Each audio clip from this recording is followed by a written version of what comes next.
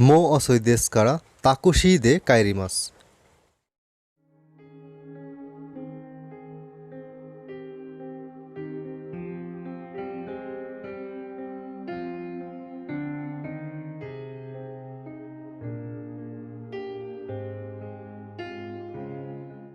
1週間に2回美容院に行きます。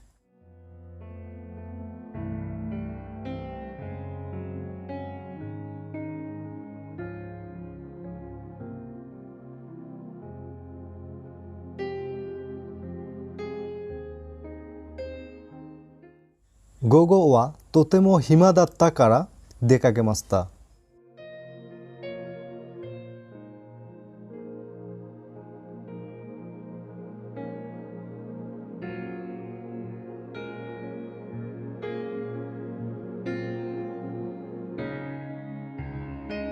山田さんの誕生日はいつですか？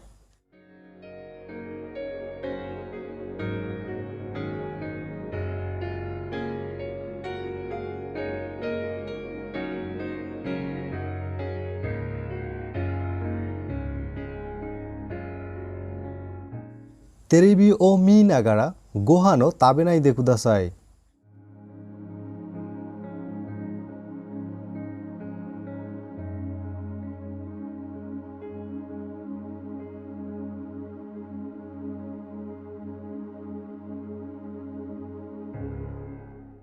早く結婚したいですが、いい人がいません。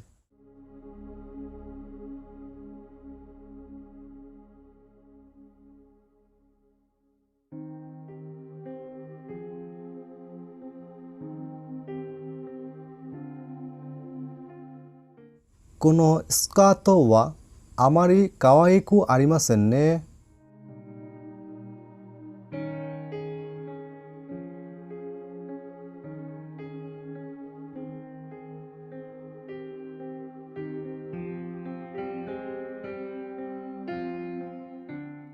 東京から大阪まで2時間かかります。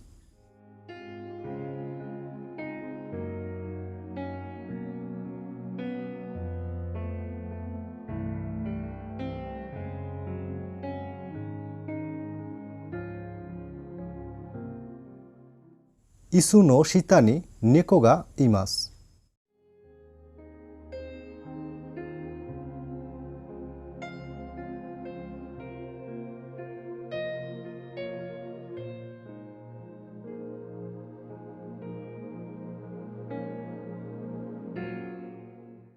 毎朝8時に家を出ます。